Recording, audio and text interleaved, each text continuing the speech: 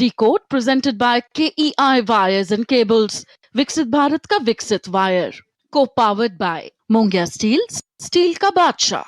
Punjab national bank, भरोसे का प्रतीक. In association with JK Smart Tire. Save fuel, stay safe. Doctor ortho Ayurvedic oil एवं capsule अब दर्द भी घुटने टेकेगा. PIMR Indore joins India's elite universities, bringing global top 20 standards. मुल्तानी पश्मीना, अपने हक का खाओ, सब कुछ बचाओ.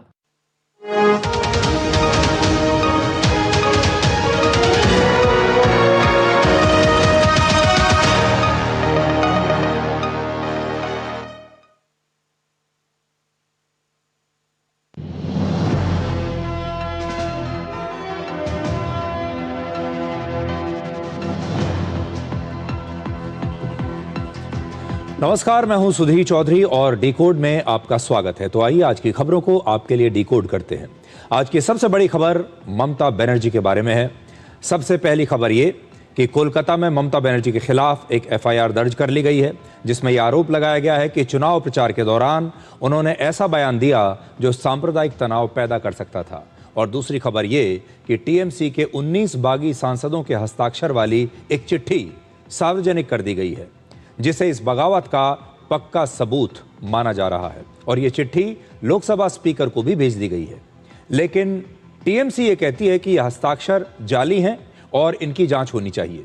आज हम ये भी विश्लेषण करेंगे कि क्या अभिषेक बनर्जी जानबूझकर ऐसे लोगों को पार्टी में लेकर आए जो उम्र में कम हैं, राजनीति में बिल्कुल अनुभवहीन हैं, ताकि अभिषेक बनर्जी उन्हें कंट्रोल कर सके। इसके बाद आज की सबसे बड़ी खबर यह है कि अमेरिका के राष्ट्रपति डोनाल्ड ट्रंप ने खुद कहा है कि युद्ध को रोकने के लिए अब ईरान के साथ उनका समझौता लगभग फाइनल हो चुका है और इस वीकेंड पर इस समझौते पर हस्ताक्षर भी हो सकते हैं। लेकिन एक सच्चाई ये भी है कि ईरान युद्ध के इन 104 दिनों में ट्रंप कम से कम 39 बार यह दावा कर चुके हैं कि अब युद्ध विराम बहुत जल्द होने ही वाला है।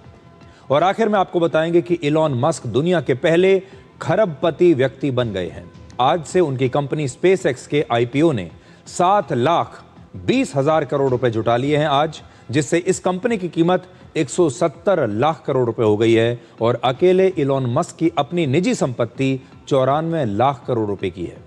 आज हम आपको यह दिखाएंगे कि SpaceX में ऐसा क्या है कि दुनिया के बड़े बड़े निवेशक इसमें पैसा लगाने के लिए लाइन लगाकर खड़े हैं।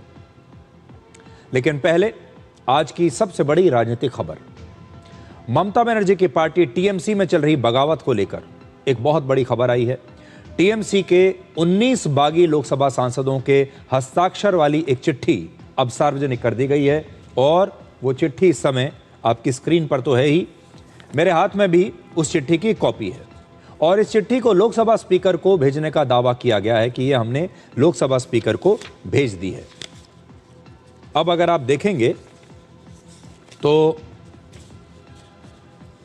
ये जो कागज है ये कितना सही है या कितना गलत, इसे लेकर विवाद हो सकता है।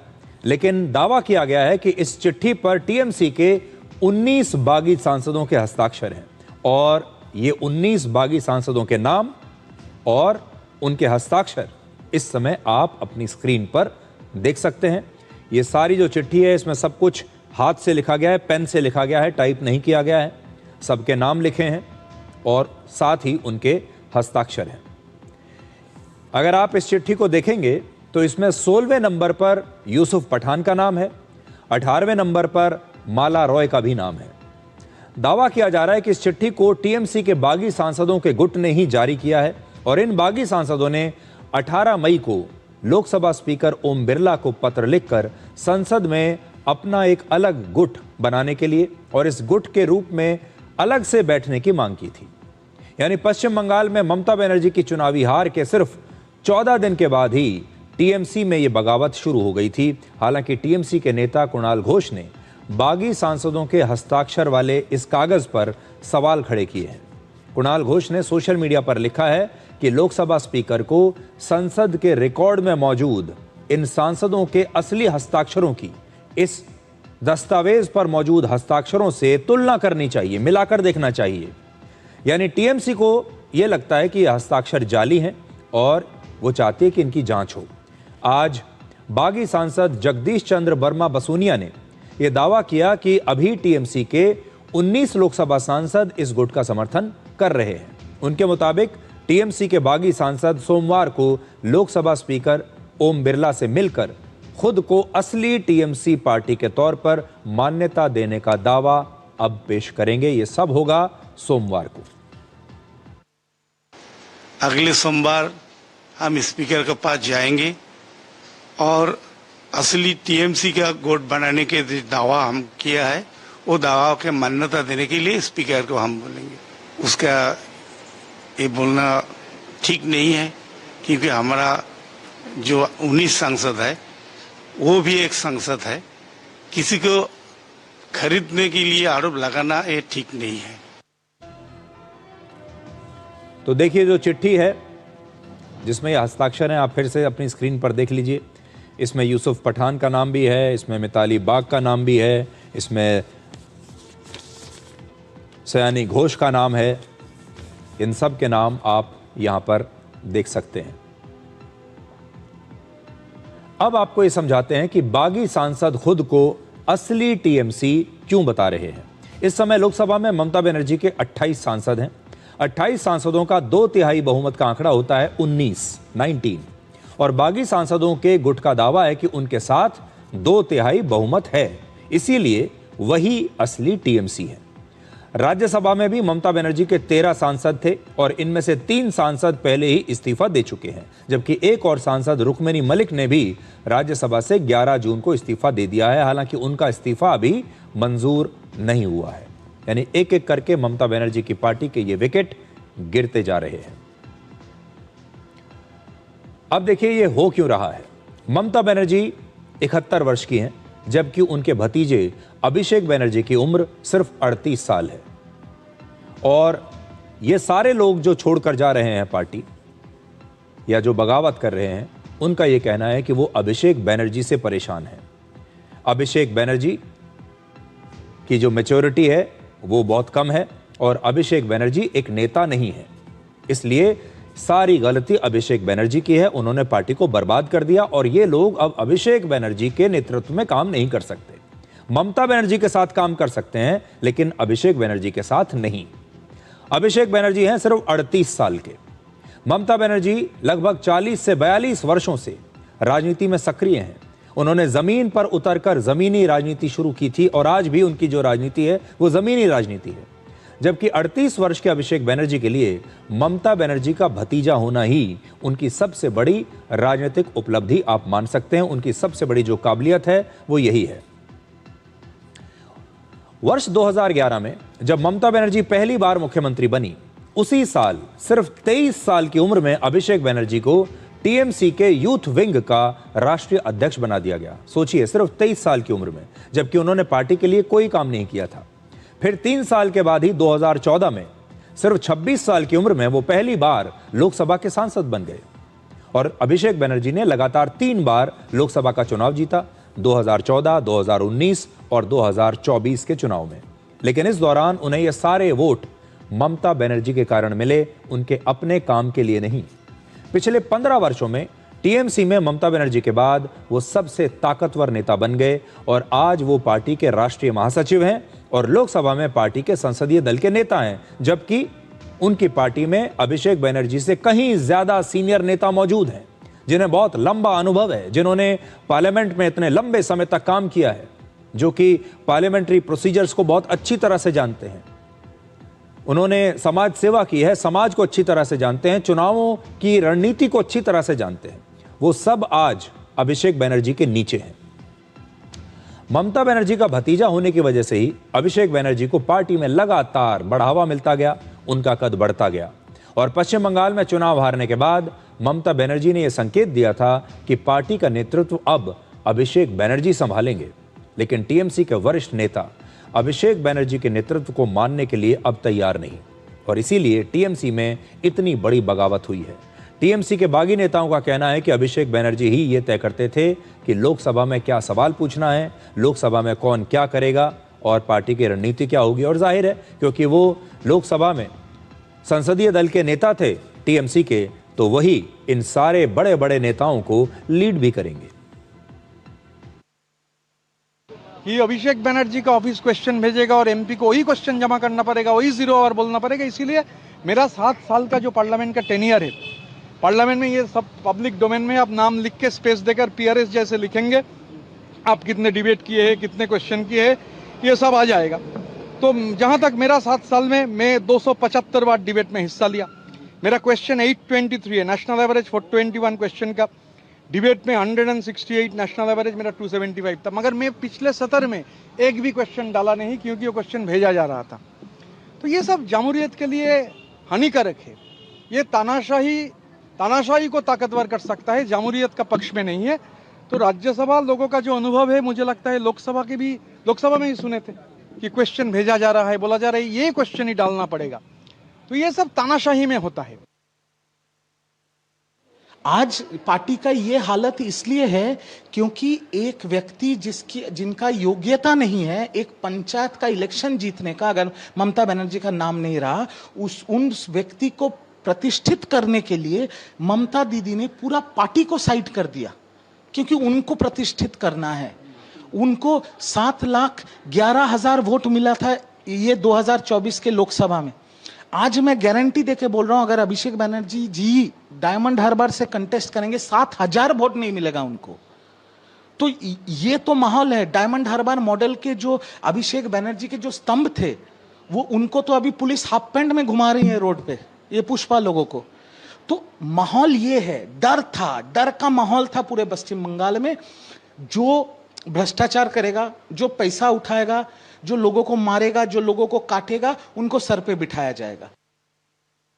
देखो, अगर 2 एमपी जाते तो मैं बोलती हूँ जो उसका प्रॉब्लम था, 3 एमपी जाते तो बोलते उसका प्रॉब्लम था। जब 20 आ गया, इतना ज़्यादा आ गया, तो मतलब उसी में कोई, अगर आप कभी किसके साथ लड़ोगे तो लगेगा कि उसके साथ उसका गलती है। जब आपके साथ एक का झगड़ा होगा तो उसका गलती, दूसरा का। जब 10 के साथ आपका झगड़ा होगा तो आपका भी गलती है, आपका ही गलती है। तो ऐसे ही यहाँ पे भी 20 एमपी जब गए हैं तो इतना लोगों का, इतना एमपीज़ का इतना प्रॉब्लम था, जो कभी रिकॉग्नाइज किया नहीं, जो कभी एड्रेस किया ही नहीं पार्टी ने, तो वही उसका ही रिजल्ट ये आया। तो इन सब नेताओं की बातें अगर आप सुने, जो टीएमसी के नेता हैं, और ये कोई विपक्ष के नेता नहीं है, सारे टीएमसी के नेता हैं, और इनकी बातें सुनने के बाद ऐसा लगता है कि टीएमसी की एक ही प्रॉब्लम है, और उस प्रॉब्लम का नाम है अभिषेक बनर्जी। इन्हें ममता बनर्जी से उतनी शिकायत नहीं है जितनी अभिषेक बनर्जी से है। और ममता बनर्जी अगर आज भी अभिषेक बनर्जी को पार्टी से अलग कर दें, तो हो सकता है ये सारे लोग ममता बनर्जी के साथ काम करने को तैयार हो जाएं। अब आपको राजनीति और नेताओं को लेकर ममता बनर्जी और अभिषेक बनर्जी की सोच का फर्क बताते हैं। भारतीय राजनीति में आपने अक्सर एक शब्द सुना होगा, पैराशूट पॉलिटिशियंस, यानी पैराशूट वाले नेता। इसका मतलब ऐसे वीआईपीज, अभिनेता, एक्टर्स, गायक, सेलिब्रिटीज या फिर बड़े बड़े खानदानों के जो बच्चे होते हैं, उनसे होता है, जिनके पास कोई राजनीतिक अनुभव नहीं होता, लेकिन राजनीति में उनकी एक वाइल्ड कार्ड एंट्री हो जाती है, सीधे डायरेक्ट एंट्री होती है बिना कोई काम किए। और इस प्रकार से ये जो सेलिब्रिटी नेता होते हैं, ये सीधे पार्टी में आ जाते हैं बिना कोई काम किए, जमीनी स्तर की राजनीति किए। अगर आप किसी बड़े खानदान के नहीं हैं, आप राजनीतिक खानदान के नहीं हैं, आप कोई बड़े सेलिब्रिटी नहीं हैं, एक्टर नहीं हैं, क्रिकेटर नहीं हैं, गायक नहीं हैं, तो आपको वर्षों नहीं दशकों तक जमीन पर काम करना पड़ेगा। पार्टी में एक मामूली कार्यकर्ता से आप शुरू करेंगे और हो सकता है 40-50 साल की उम्र आते आते आपको विधानसभा का टिकट मिल जाए। ये आम लोगों की बात है, लेकिन टीएमसी में कुछ और चलता था। अभिषेक बनर्जी जानबूझकर ऐसे लोगों को टीएमसी में लेकर आए जो असल में राजनीति में पूरी तरह से अनुभवहीन थे। इनमें कोई गायक है, कोई एक्टर है, कोई पत्रकार है, कोई बैंकर है, और इनका राजनीति से दूर दूर तक कोई लेना देना नहीं। जैसे 43 वर्ष के क्रिकेटर यूसुफ पठान, वर्ष 2024 में वो टीएमसी के टिकट पर पश्चिम बंगाल के बैरामपुर से चुनाव लड़े और पहली बार में चुनाव जीत भी गए। इनका राजनीति से दूर दूर तक कुछ लेना देना नहीं है। 61 वर्ष की सागरिका घोष, ये एक पत्रकार है, ये भी 2024 में अचानक से टीएमसी ने इन्हें राज्यसभा का सांसद बना दिया। इनका भी राजनीति से कोई लेना देना नहीं है। 51 वर्ष के महुआ मोइत्रा, ये भी पहले एक बैंकर थी, राजनीति से इनका भी कोई दूर दूर तक लेना देना नहीं है, फिर इन्हें राजनीति में ले आया गया। 33 साल की एक एक्टर सयानी घोष, ये टीवी और फिल्मों में काम करती थी, इनका भी राजनीति में कोई अनुभव नहीं रहा, लेकिन अब ये सांसद हैं। 44 साल की एक्टर कोयल मलिक, ये भी एक्टर हैं और राजनीति से इनका भी दूर दूर तक कोई लेना देना नहीं। ये सारे वो लोग हैं जिन्होंने जमीनी स्तर पर कभी कोई राजनीति की ही नहीं है। ना इन्हें चुनावों से कोई मतलब है, ना राजनीति से कोई मतलब है, ना समाज सेवा से कोई मतलब है। फिर भी ऐसे लोगों को पार्टी में ले लिया गया और सांसद बना दिया गया। अभिषेक बनर्जी ने इसी पैराशूट फॉर्मूले का इस्तेमाल करके टीएमसी में अपना कंट्रोल बढ़ाया। अगर आप ममता बनर्जी की बात करें तो वो ऐसे नेताओं को अपने साथ लेकर आती थी जो अनुभवी होते थे और जिनकी राजनीति में अच्छी पकड़ थी। जैसे 55 वर्ष के एक जमाने में शुभेंदु अधिकारी फायर ब्रांड नेता थे, अभी वो पश्चिम बंगाल के मुख्यमंत्री हैं, क्योंकि इन्हें भी ममता बनर्जी संभाल कर रख नहीं पाई। एक जमाने में शुभेंदु अधिकारी ममता बनर्जी के सबसे भरोसेमंद नेताओं में से थे।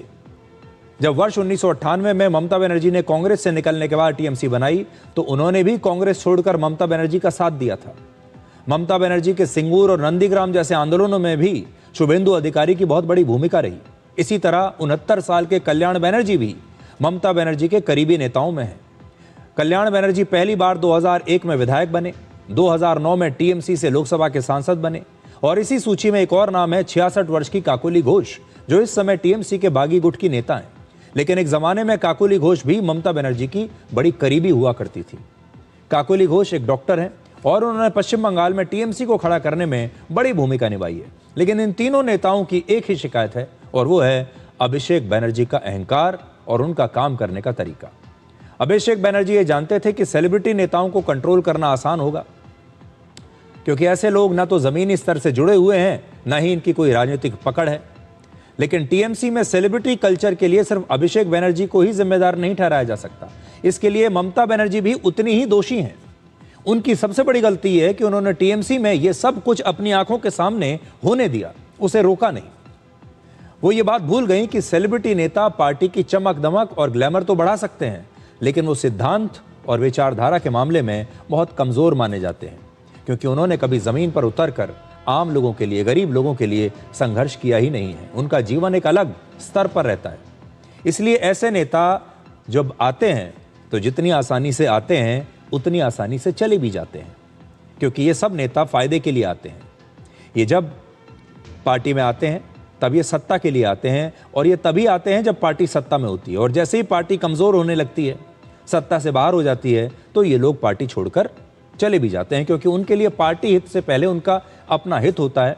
इनके पास कोई विचारधारा नहीं है, इनके पास पार्टी से कोई बहुत बड़ा जुड़ाव का कोई संबंध नहीं है, और इसीलिए ये सब हो रहा है। ममता बनर्जी को लेकर एक और बड़ी खबर आपके लिए आज ये है कि कोलकाता में उनके खिलाफ एक एफआईआर दर्ज कर ली गई है। उन पर विधानसभा चुनाव में चुनाव प्रचार के दौरान हिंदुओं के खिलाफ भड़काऊ भाषण देने का आरोप लगा है। उन पर आरोप है कि चुनाव प्रचार के दौरान उन्होंने ऐसा बयान दिया जो सांप्रदायिक तनाव पैदा कर सकता था। 20 मई को तुषार कांति दास नाम के एक शिकायतकर्ता ने कोलकाता के नेताजी नगर थाने में एक शिकायत दर्ज कराई, जिसे अब एफआईआर में बदल दिया गया है। शिकायत में यह आरोप लगाया कि ममता बनर्जी ने एक चुनावी सभा में सांप्रदायिक तनाव बढ़ाने वाला बयान दिया था और झूठे तथ्यों से दो समुदायों के बीच या समुदायों के बीच नफरत फैलाने की कोशिश की। पश्चिम बंगाल की पुलिस अब ममता बनर्जी के इस चुनावी भाषण की जांच करेगी। तो एफआईआर हो गई उनके खिलाफ। अब देखिए, दिल्ली में आज टीएमसी का दफ्तर भी बंद हो गया। दिल्ली में टीएमसी का यह दफ्तर 20 राजेंद्र प्रसाद रोड पर बागी गुट के सांसद पार्थ भौमिक के सरकारी बंगले से ऑपरेट होता था। दफ्तर बंद होने के बाद यहां लगे ममता बनर्जी और अभिषेक बनर्जी के सारे पोस्टर्स हटा दिए गए हैं, और एक महीने में ममता बनर्जी की राजनीति और उनकी टीएमसी कितनी बदल गई है, आपको इस दफ्तर की 2 तस्वीरें देखने के बाद पता चल जाएगा। ये बगावत के बीच एक बड़ी तस्वीर है। अब बागी गुट के नेताओं को ममता बनर्जी और उनके भतीजे के पोस्टर मंजूर नहीं, जबकि एक महीने पहले तक ममता बनर्जी की राजनीति का दबदबा यहां दिखता था और इसी दफ्तर को दिल्ली में टीएमसी की राजनीति का केंद्र माना जाता था।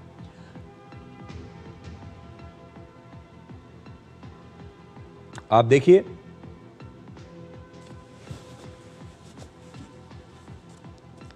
एक तस्वीर है 4 मई की और एक तस्वीर है अब की। अब टीएमसी के दफ्तर पर ताला लग चुका है।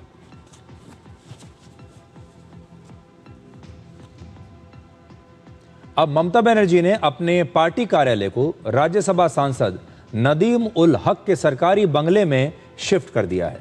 अब उनका जो नया बंगला होगा, उनका जो नया कार्यालय होगा, वो यहां होगा।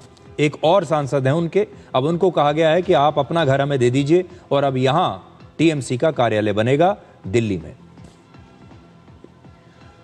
तो ममता बनर्जी की जो पार्टी है, हमने देखा इससे पहले बहुत सारी पार्टियां टूटी हैं, लेकिन जिस गति के साथ, जिस स्पीड के साथ ममता बनर्जी की पार्टी टूट रही है, जिस प्रकार से वो वाष्पित हो रही है, हवा में घुल रही है, ऐसा पहली बार देखने को मिल रहा है। अब देश की राजनीति के बाद आज की सबसे बड़ी अंतर्राष्ट्रीय खबर। पिछले 104 दिनों से पूरी दुनिया इंतजार कर रही है कि ईरान युद्ध कब खत्म होगा, और इसका जवाब आज अमेरिका के राष्ट्रपति डोनाल्ड ट्रंप ने खुद ही दे दिया है। ट्रंप के मुताबिक अमेरिका और ईरान के बीच युद्ध रोकने के लिए इसी वीकेंड पर एक बहुत महत्वपूर्ण शांति समझौता हो सकता है, और ट्रंप इसे अब तक ईरान के साथ होने वाली सबसे बड़ी डील बता रहे हैं। इस समझौते का सबसे बड़ा मकसद है ईरान युद्ध को तुरंत रोकना और ईरान के परमाणु कार्यक्रम पर बातचीत करना।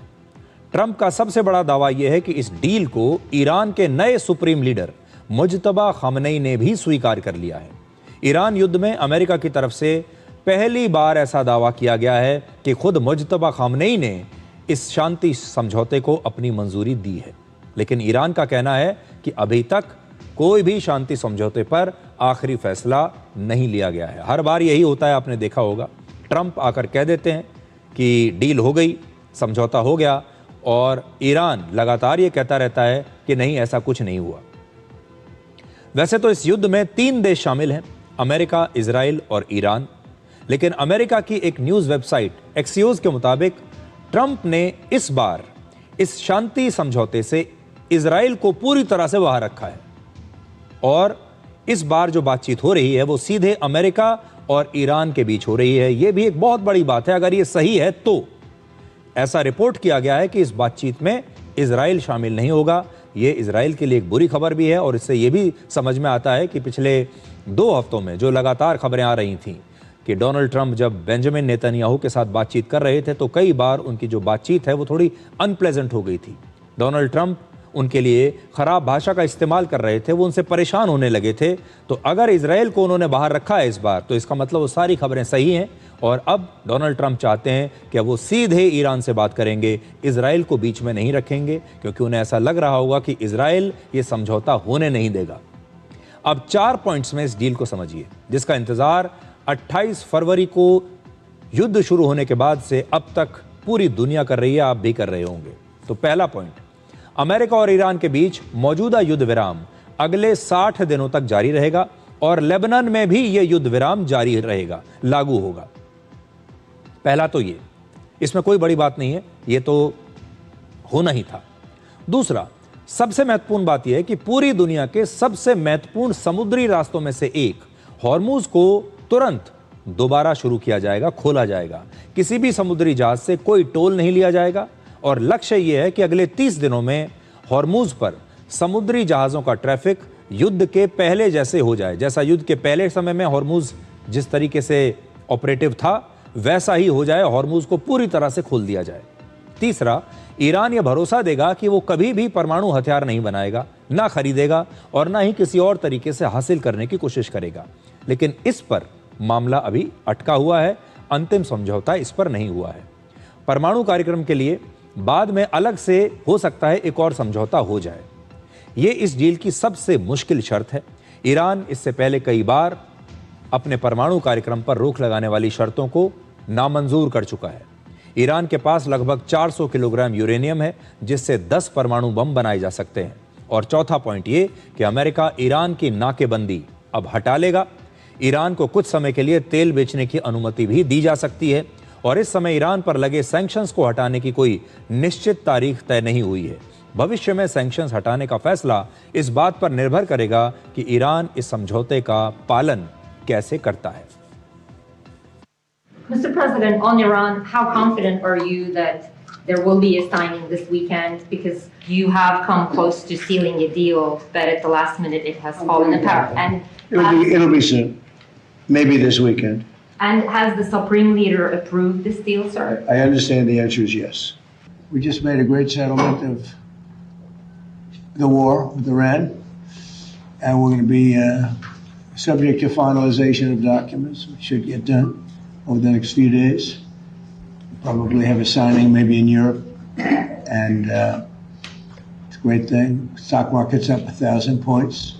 That means they like the deal. See, that means they like. If the market goes down, that means they don't like the deal. But it's been up. Oil's dropped. Oil will start coming down to, I think, even lower than it was before. And most importantly, we have a deal that Iran will never have a nuclear weapon, which was the whole purpose of what we had to go through to get this. So it was a big, very big thing. But we have a signing soon, and the documents are in pretty final shape. So we'll see. We'll see. Very good. Should be done. That should be done pretty quickly. They want it every bit as much as everybody else wants it. The whole Middle East is happy, and long beyond the Middle East, the Strait will open as soon as we have it signed.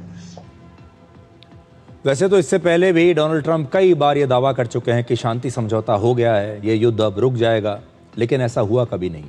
लेकिन इस बार बात कुछ अलग है। इस शांति समझौते में सबसे चौंकाने वाली बात यह है कि इसमें 56 वर्ष के मुज्तबा खामनेई का नाम लिया जा रहा है, जिन्हें ईरान युद्ध शुरू होने के बाद से आज तक सार्वजनिक तौर पर किसी ने नहीं देखा।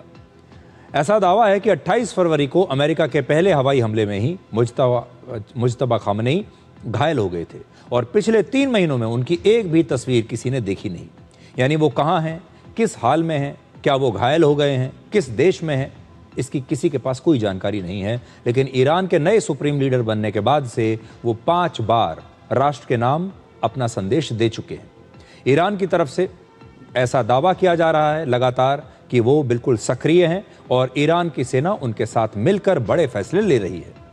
सबसे महत्वपूर्ण बात यह है कि अब तक युद्ध विराम को लेकर अमेरिका की बातचीत ईरान के मंत्रियों और सरकारी अधिकारियों के साथ ही हो रही थी, लेकिन पहली बार ट्रंप ने दावा किया है कि मुज्तबा खामनेई ने इस डील को मंजूरी दे दी है और यही शांति समझौते की बातचीत का सबसे बड़ा रहस्य है। अगर मुज्तबा खामनेई पिछले 104 दिनों से सार्वजनिक रूप से कहीं दिखाई नहीं दिए तो ट्रंप को उनकी मंजूरी की जानकारी कैसे मिली होगी? क्या इसका मतलब यह है कि ट्रंप ने मुज्तबा खामनेई के साथ अब सीधा संपर्क स्थापित किया है? क्या इन दोनों के बीच में कोई सीधी बातचीत हुई है या फिर कोई तीसरा देश इन दोनों के बीच में अब मध्यस्थ बन गया है? इस समय इन सवालों का सटीक जवाब किसी के पास नहीं, लेकिन ट्रंप के इस दावे के बाद पूरी दुनिया में शांति समझौते से ज्यादा चर्चा मुज्तबा खामनेई के बारे में हो रही है। आज ईरान के विदेश मंत्रालय ने कहा कि पिछले कुछ दिनों में अमेरिका ने कई ऐसी मांगें रखी जिन्हें ईरान अनुचित और अपने राष्ट्रीय हितों के खिलाफ मानता है। इस बातचीत के दौरान समझौते का एक ड्राफ्ट तैयार हो गया था, लेकिन अमेरिका बार बार अपना स्टैंड बदलता रहा। समझौते पर एक और बड़ा विवाद है। इस समय ईरान के लगभग 9.5 लाख करोड़ रुपए पश्चिमी देशों के बैंकों में फ्रीज कर दिए गए हैं। ईरान चाहता है कि शांति समझौता होते ही इसमें से कुछ पैसा उसे वापस दे दिया जाए, लेकिन अमेरिका चाहता है कि यह पैसा धीरे धीरे लौटाया जाए। जब ईरान समझौते की शर्तों का पालन करे उसके बाद किश्तों में यह पैसा उन्हें दिया जाए। यानी दोनों पक्ष युद्ध तो समाप्त करना चाहते हैं, लेकिन सैंक्शंस और परमाणु हथियारों को लेकर मतभेद अभी भी उनके बीच में बने हुए हैं। अब आपको बताते हैं कि ट्रंप इस शांति समझौते के लिए इतना उतावले क्यों है। तो देखिए, ईरान अपनी तरफ से बिल्कुल कोई दिलचस्पी नहीं दिखा रहा। ईरान बिल्कुल उतावला नहीं है इस शांति समझौते के लिए। इजराइल बिल्कुल उतावला नहीं है। इजराइल भी ये नहीं चाहता कि ये शांति समझौता हो। सिर्फ डोनाल्ड ट्रंप बार बार हर हफ्ते कोशिश करते रहते हैं और दावा करते रहते हैं कि ये युद्ध जल्द समाप्त हो जाए। तो वो इस समय सबसे ज्यादा एक ऐसे नेता हैं जो सबसे ज्यादा ये चाहता है कि ये युद्ध जल्दी से खत्म हो और उनका पीछा छूटे। इसकी 2 वजह हैं। पहला, पिछले 104 दिनों में ईरान ने अमेरिका के हर हमले का जवाब दिया है। अमेरिका और इजराइल की ताकतवर सेनाएं मिलकर भी ईरान को सरेंडर करने के लिए मजबूर नहीं कर पाई। तो जिसको कहते हैं कि निर्णायक जीत अमेरिका जैसी शक्तिशाली सेना इजराइल की सेना के साथ मिलकर भी हासिल नहीं कर पाई। इससे अमेरिका की बदनामी हो रही है। और दूसरा, इस युद्ध की वजह से अमेरिका में ट्रंप की लोकप्रियता बहुत कम हो रही है। अमेरिका के 63% लोग उनसे नाराज हैं और ट्रंप के दोनों कार्यकाल में कभी भी उनकी अप्रूवल रेटिंग इतनी कम नहीं रही। और इसका असर अमेरिका में इसी साल नवंबर में होने वाले मिड टर्म इलेक्शंस पर पड़ सकता है। आपको याद होगा, इस युद्ध के दौरान नेटो देशों ने अमेरिका का साथ नहीं दिया था और ट्रंप इस युद्ध में बिल्कुल अकेले थे। शायद इसीलिए ट्रंप ने पहली बार ईरान के परमाणु कार्यक्रम को अब कुछ डिस्काउंट दिया है।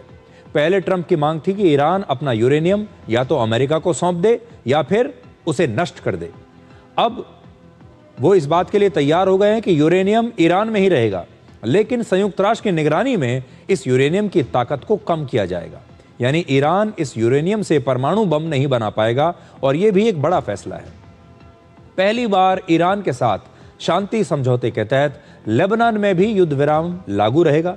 और इससे पहले लेबनान को, आपको याद होगा, पहले बाहर रखा गया था, फिर बहुत जिद की गई, ईरान ने जिद किया, फिर लेबनान को इसमें शामिल किया गया, लेकिन अब लेबनान इसमें परमानेंटली शामिल है। अमेरिका की एक न्यूज वेबसाइट एक्सियोस के मुताबिक इस समझौते के लिए 10 जून को कतर के एक मध्यस्थ और ईरान के विदेश मंत्री अब्बास अरागची के बीच कई घंटों तक बातचीत हुई थी। यानी कतर इसमें एक भूमिका निभा रहा है। और इस दौरान कतर ने कई बार ट्रंप के विशेष दूत स्टीव विटकॉफ और उनके दामाद जेरेड कुशनर से भी फोन पर बात की। ट्रंप के मुताबिक ईरान के साथ इस शांति समझौते पर हस्ताक्षर करने के लिए अमेरिका के उपराष्ट्रपति जेडी वांस इसी वीकेंड पर स्विट्जरलैंड के जिनेवा शहर जा सकते हैं। लेकिन इससे पहले कि आप आंख बंद करके ट्रंप के इस दावे पर विश्वास कर लें, एक और सच्चाई यह भी है कि मार्च से लेकर अब तक ट्रंप 39 बार ईरान के साथ शांति समझौता होने का दावा कर चुके हैं और यह दावा खुद अमेरिका के ही एक न्यूज़ चैनल CNN का है। ट्रंप अक्सर अपने बयान और सोशल मीडिया पोस्ट में कहते हैं कि समझौता जल्द ही हो सकता है और ईरान डील करने के लिए तैयार हो गया है, क्योंकि ईरान पूरी तरह से बर्बाद हो चुका है। और फिर ईरान लगातार ये कहता रहता है कि अभी कोई अंतिम समझौता नहीं हुआ है और हम तो अब भी लड़ाई के लिए तैयार बैठे हैं। अब आपको भारत के विदेश मंत्री एस जयशंकर का एक ऐसा बयान हम दिखाना चाहते हैं जो आज पूरी दुनिया में ट्रेंड कर रहा है। और उन्होंने पश्चिमी देशों के दोहरे मापदंड पर यह कड़ी टिप्पणी की है। विदेश मंत्री एस जयशंकर ने कहा है कि भारत ऊर्जा, सुरक्षा और जरूरत के आधार पर रशिया से तेल खरीदने का फैसला करता है। और उन्होंने यह भी कहा कि यूक्रेन युद्ध के समय अमेरिका ने खुद भारत से अनुरोध किया था जिससे ऑयल मार्केट में कीमतों को स्थिर रखा जा सके। और यह बात उन्होंने फिनलैंड में आयोजित एक आयोजन में की, जहां पर प्रेस के लोग भी बैठे हुए थे। और यह विदेश और सुरक्षा नीति की चर्चा का एक प्रभावशाली मंच था जहां पर उन्होंने ये बात कही है। ये एक समिट है और वहां उन्होंने ये कहा। सवाल उनसे जो पूछा गया था, पहले आप देखिए और फिर देखिए कि एस जयशंकर ने क्या कहा। At that time, the US specifically asked India to buy Russian oil to stabilize the world markets. Okay?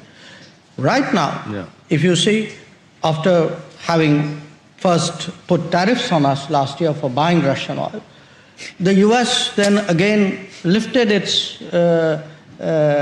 sanctions on Russian oil. They need the oil price down again. Yeah. So let's not pretend that there is some great principle involved here. I mean, if it is on, off, and do it when it suits us and don't do it when it doesn't suit us. I mean, come on, we are all the adults in the room. We know what the game is. So I don't think making this about sanctimony is really warranted. Since you spoke about moral ambiguity, I would say this, no European country has been attacked with Indian weapons. I wish I could say that for European weapons vis-a-vis India. So keep that in mind.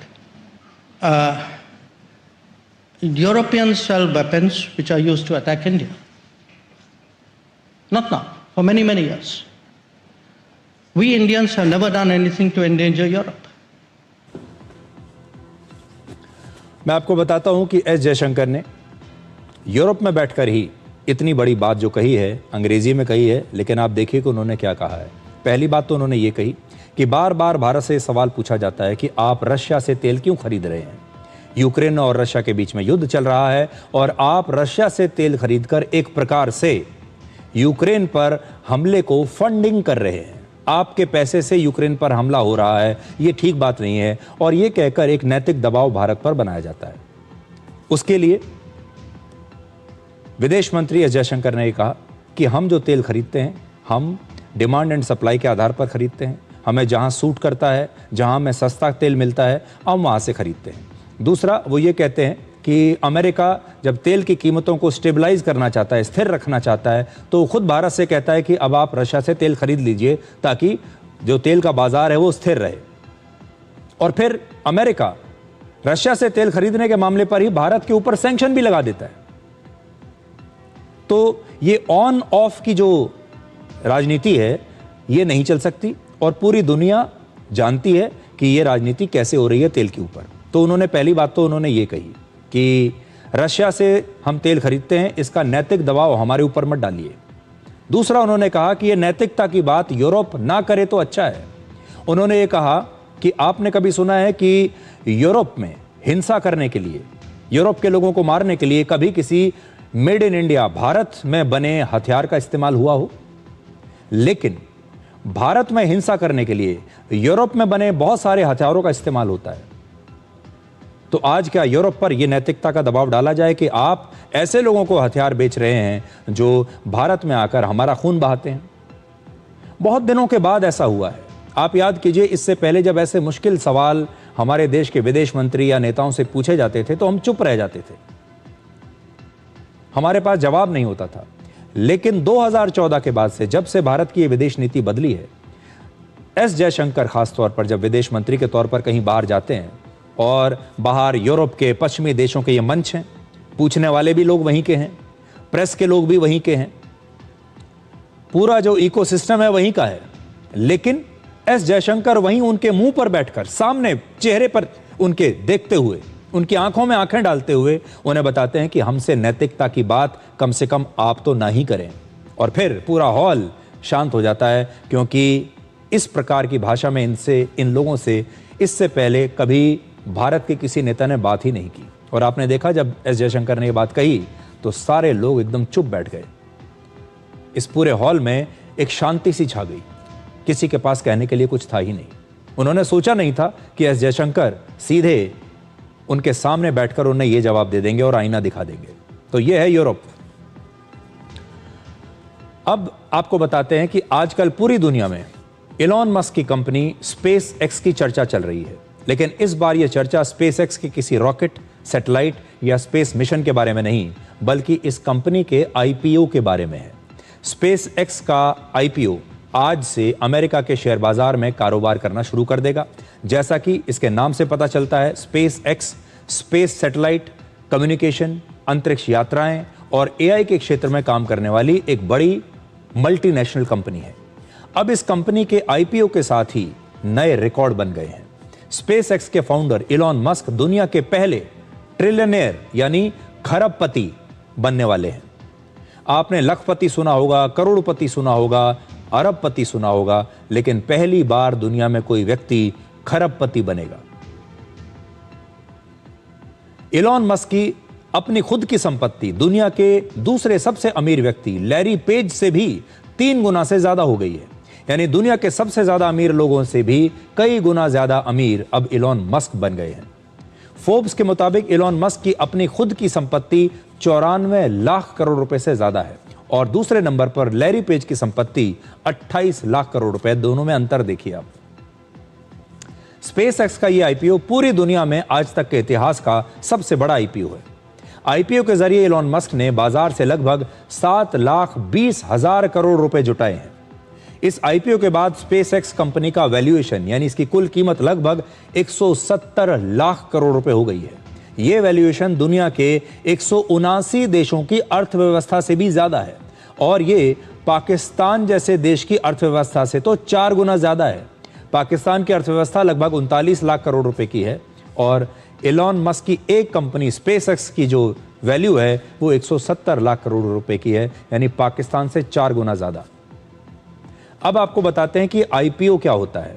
IPO यानी initial public offering, share बाजार से पैसा जुटाने का एक तरीका है। जब कोई प्राइवेट कंपनी पैसा जुटाने के लिए पहली बार अपने शेयर आम लोगों को बेचती है तो उसे आईपीओ कहते हैं। इस आईपीओ की वजह से एलॉन मस्क की कंपनी स्पेस एक्स की कीमत सिर्फ 6 महीने में ही दुगनी से भी ज्यादा हो गई है।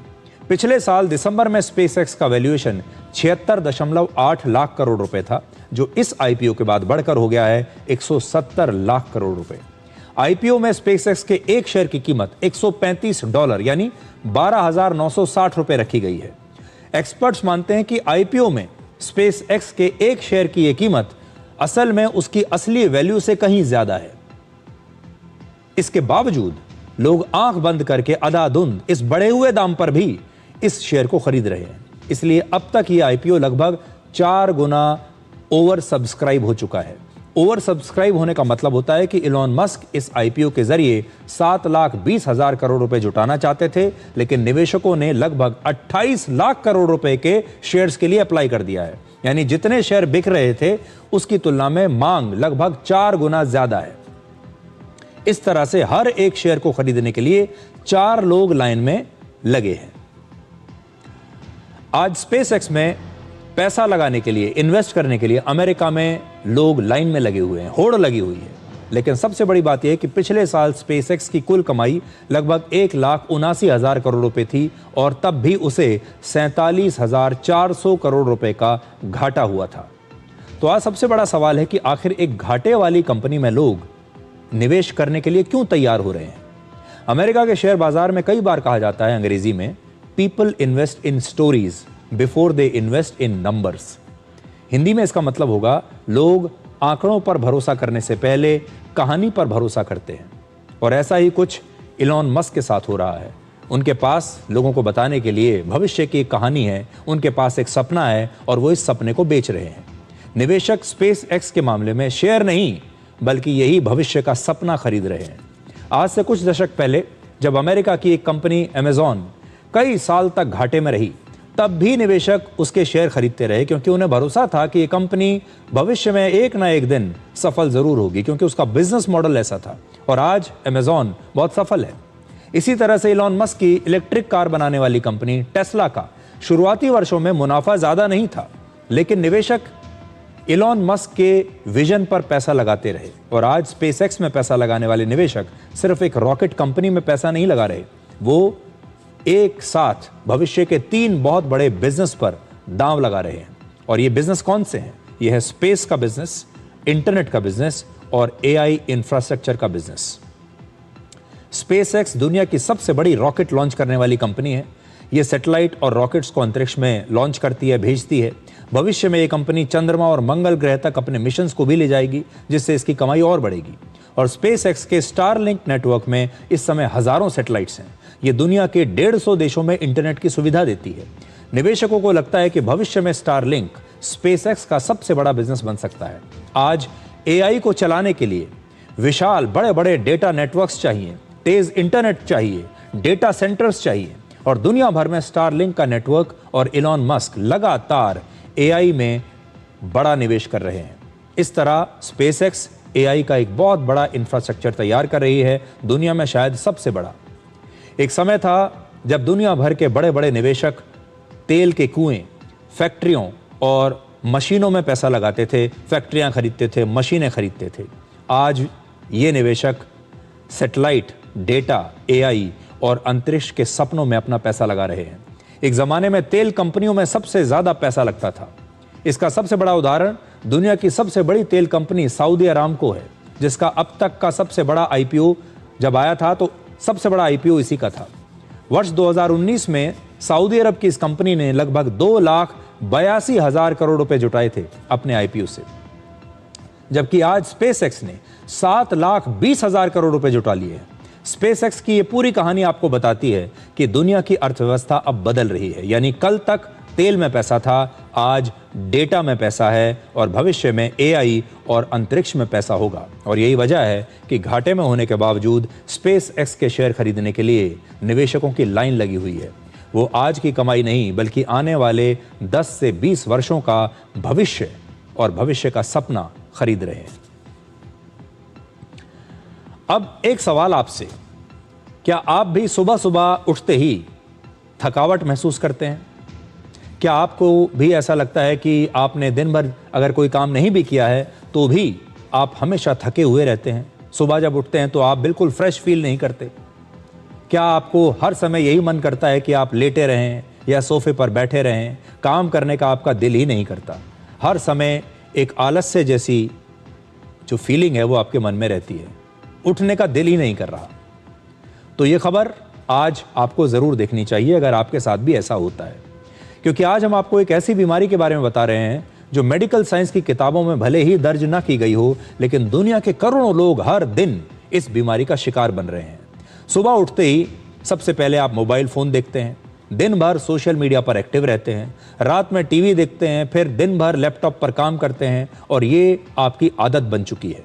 24 घंटे अलग अलग स्क्रीन से आप घिरे हुए हैं और चारों तरफ आपके स्क्रीन है, उसके बीच में आपका जीवन है और उस जीवन ने आपके और आपके दिमाग को एक ऐसी हालत में पहुंचा दिया है जिसे आजकल हम ब्रेन रॉट कहते हैं। इस बीमारी का नाम है ब्रेन रॉट। भले ही आपको लगे कि आप आराम कर रहे हैं, लेकिन आपका दिमाग लगातार पूरे डेटा को, पूरी जानकारी, पूरे कंटेंट को समझने और उस पर प्रतिक्रिया देने में लगा रहता है। और ये सारी जानकारी और कंटेंट आप सोशल मीडिया से लेते हैं।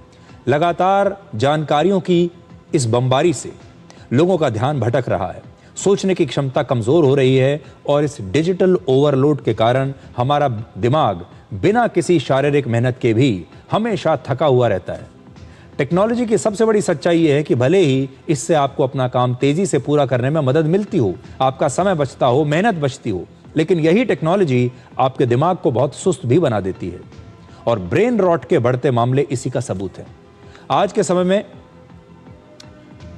इतने सारे डिजिटल कंटेंट दिमाग के लिए एक जंक फूड की तरह है।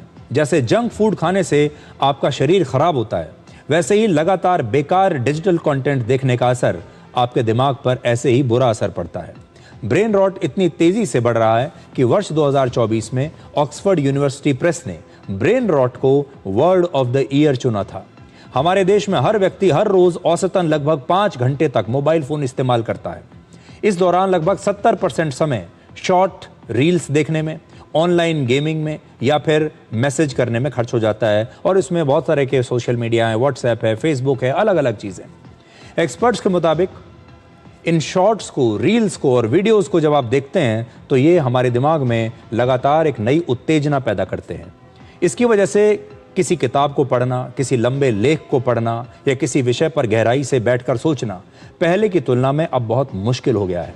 आज के समय में आपके काम करने का तरीका भी दिमाग को थका रहा है। मान लीजिए आप कोई रिपोर्ट पढ़ रहे हैं और अचानक मोबाइल फ़ोन पर एक नोटिफिकेशन आता है, आप उसे देखते हैं और फिर किसी मैसेज का जवाब देते हैं। इसके बाद सोशल मीडिया देखने लगते हैं और फिर आप उसमें डूब जाते हैं और बहुत देर के बाद आपको अपना पुराना दूसरा काम याद आता है और फिर यह भी हो सकता है कि आप कुछ और ही काम करने लगें। यानी आपका दिमाग लगातार एक काम से दूसरे काम पर शिफ्ट होता रहता है। बहुत सारे लोग इसे मल्टीटास्किंग कहते हैं, लेकिन डिजिटल वर्ल्ड में ये मल्टीटास्किंग भी दिमाग को थकाती है और यही कारण है कि दिन भर व्यस्त रहने के बावजूद कई लोगों को लगता है कि उन्होंने कोई खास काम तो किया ही नहीं। तो अगर आपको भी ऐसा लगता है कि आप हर समय थके रहते हैं तो आज ब्रेन रॉट के बारे में थोड़ा सा पढ़िएगा और सोचिएगा कि ये ब्रेन रॉट नाम की बीमारी कहीं आपको भी तो नहीं हो गई है। एक छोटा सा ब्रेक, और ब्रेक के बाद हम आपको दिखाएंगे कि इसी ब्रेन रॉट से आप बच कैसे सकते हैं और आज हम आपको इससे बचने के कुछ नए टिप्स देने वाले हैं। तो इसलिए अगर आप थके हुए हैं तो थोड़ा सा इंतज़ार कीजिए और इस ब्रेक के बाद हम नए टिप्स के साथ आपके पास लौटते हैं।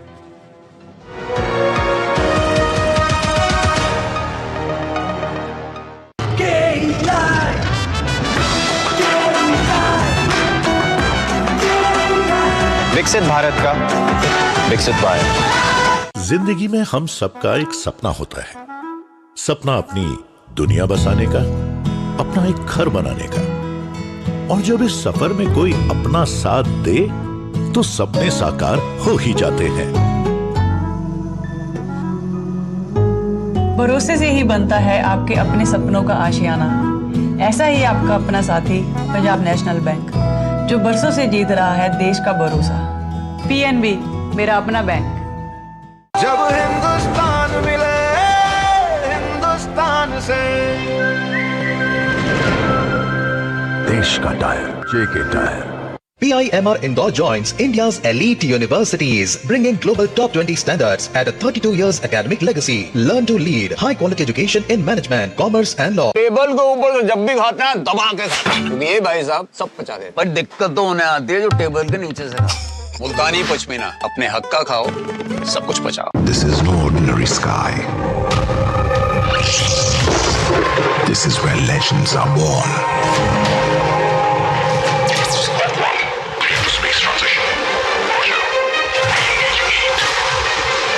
In the vast expanse above, the Indian Air Force reigns. Unseen, unstoppable, unmatched. The Indian Air Force to be a cut above.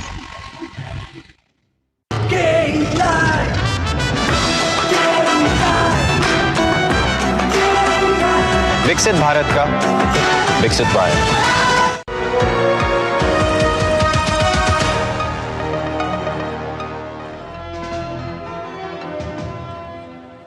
Break से पहले आपको ब्रेन रॉट के बारे में बता रहे थे और अब आपको यह बताएंगे कि आप अपने दिमाग को इस ब्रेन रॉट से बचा कैसे सकते हैं। इसके लिए आज कुछ टिप्स हम आपको देना चाहते हैं। पहला, माइंडफुल फोकस। किसी एक काम पर पूरा ध्यान केंद्रित कीजिए।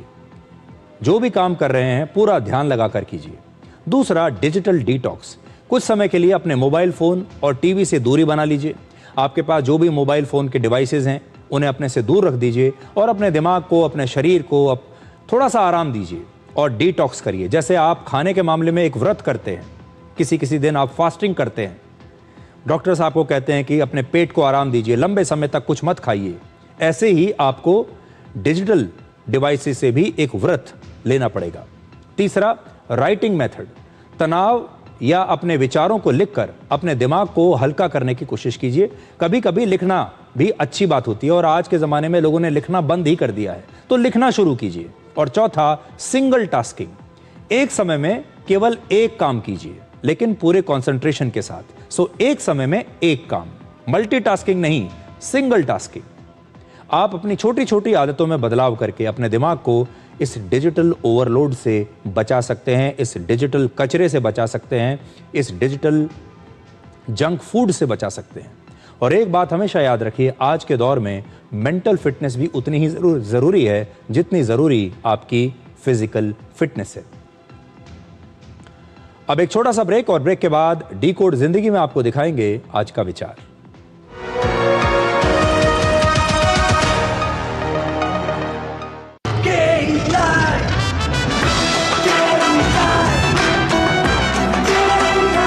विकसित भारत का विकसित भारत। हिंदुस्तान मिले हिंदुस्तान से, जय हो विजय हो, देश हो विदेश हो, जेके हो। देश का tyre JK tyre. PIMR Indore joins India's elite universities, bringing global top 20 standards at a 32 years academic legacy. Learn to lead, high quality education in management, commerce and law. तीनों कॉलेज में डोंट वरी, फीस तो देखो। क्या हाल है? क्या हुआ? हाँ, fees की टेंशन। राहुल का बैंक अकाउंट तो है ही, रास्ता क्लियर। बैंक से जरूरत भर के हिसाब से स्टूडेंट एजुकेशन लोन इजीली मिलेगा और उसमें भी 4 लाख रुपए तक, नो कोलैटरल। वो कहाँ है? मिठाई। RBI कहता है करो से ही शुरुआत, बनो फाइनेंशियली स्मार्ट। गोल्डी मसाले के 100 ग्राम के स्पेशल पैक्स में फ्रेशनेस लॉक है। ऐसे गोल्डी मसाले जहां जाएं रिश्ते बनाएं।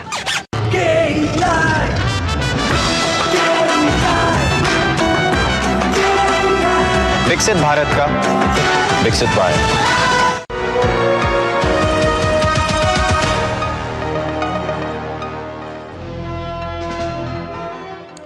तो आज के लिए डी कोड में इतना ही। अब आपसे हमारी अगली मुलाकात होगी कल रात 9 बजे। तब तक आप खुश रहिए, सुरक्षित रहिए, स्वस्थ रहिए और हमेशा याद रखें, शहद में डूबी हुई तलवार सबसे घातक होती है। नमस्कार।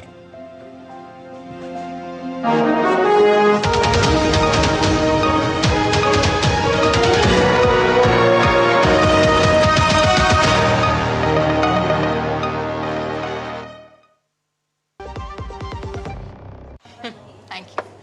क्या बात है miss NRI, big shot wedding photographer बन गया है। क्या एनआरआई? एक क्लाइंट मुझे यूपीआई से पेमेंट करना चाहता है, लेकिन इंडिया में मेरे पास यूपीआई नहीं है। बैंक ऑफ बड़ौदा का बॉबी पे यूपीआई ऐप है ना, अपने एनआरई एनआरओ अकाउंट को बॉबी पे यूपीआई ऐप के साथ लिंक कर, मैसेज सेंड या रिसीव कर। That's it?